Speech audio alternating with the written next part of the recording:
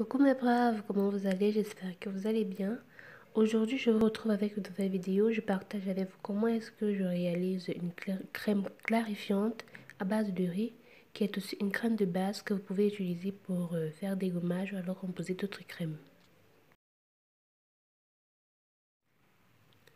Alors, tout d'abord, nous aurons besoin du riz, qui est l'ingrédient phare. Comme j'ai dit, c'est une crème clarifiante, également une crème de base, faite à base de riz. Donc, le riz est un ingrédient phare. Donc, j'ai pris l'équivalence de 2 cuillères à soupe de riz. Pas besoin d'en prendre toute une assiette, auquel je vais rajouter de l'eau, 200 ml d'eau. Je vais donc trichurer, bien mélanger et laisser d'abord environ 20 minutes pour que le riz commence à se ramollir un peu, que les protéines contenues dans le riz puissent se libérer dans de l'eau. Et ensuite, on va passer au mixeur, question de recueillir une sorte de lait très légère qui nous servira de phase aqueuse pour la composition de notre crème.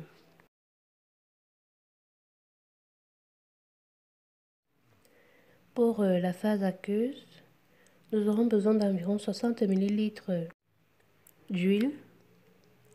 60 ml d'huile.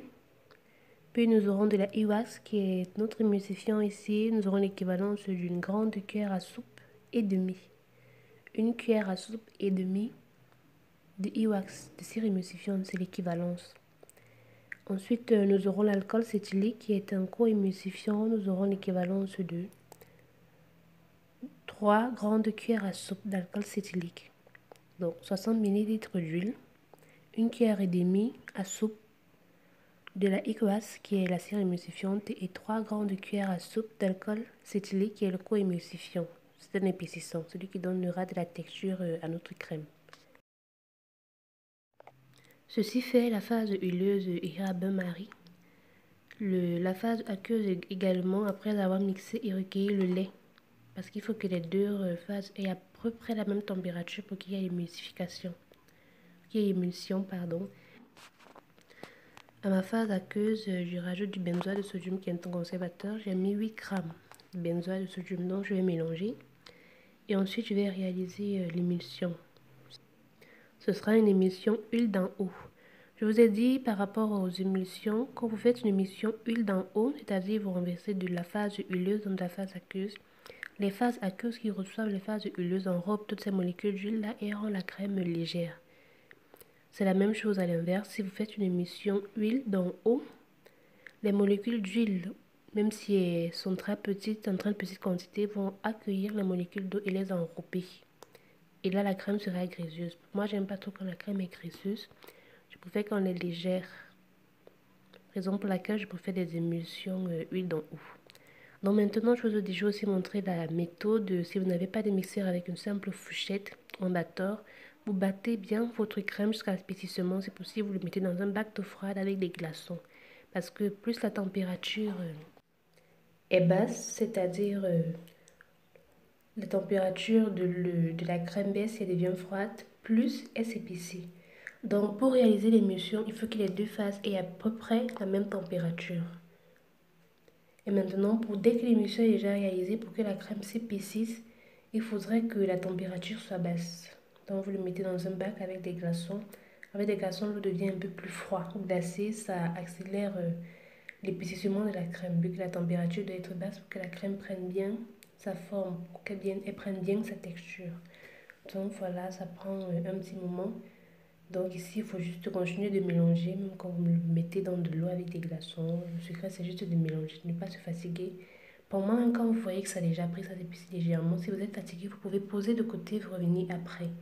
Parce que quand il aura fini de s'épaissir, plutôt quand il aura fini de se refroidir, pardon, il prendra la texture finale.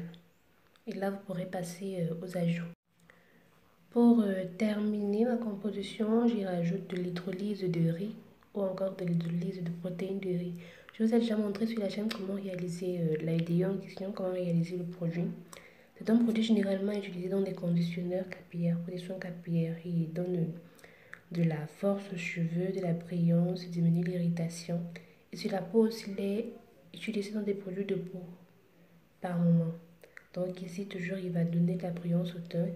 Et la protéine de riz contient beaucoup plus de propriétés, c'est-à-dire en elle, les propriétés sont beaucoup plus concentrées que dans le riz même.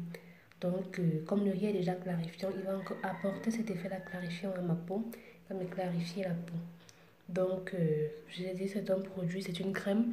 Vous pouvez directement l'utiliser pour vous oindre avec, ou encore vous pouvez l'utiliser comme crème de base pour faire des gommages crème, des crèmes, bref, selon votre teinte, vous faites des ajouts. Vous composez comme vous voulez. Vous pouvez ajouter de la glycérine, comment on appelle, de l'aloe vera, des huiles éclaircissantes, des huiles nettoyantes, c'est comme vous voulez. Donc voilà pour le petit résultat, voilà ma crème qui est prête. Je vais le conserver dans un bocal bien propre, bien désinfecté, les garder à l'abri du soleil. C'est possible à l'ombre aussi. Donc pour la petite démo, je vais vous montrer comment elle pénètre très facilement dans la peau. Elle est texturante, c'est vrai, mais aussi elle est légère. Le fait qu'une crème soit aussi trop épaisse ne veut pas forcément dire qu'elle sera aussi difficile à pénétrer. Vous voyez là, c'est pas très compliqué. Elle est onctueuse. Elle n'est même pas très épaisse, elle est juste onctueuse. Elle pénètre très facilement dans l'épiderme. C'est une crème clarifiante.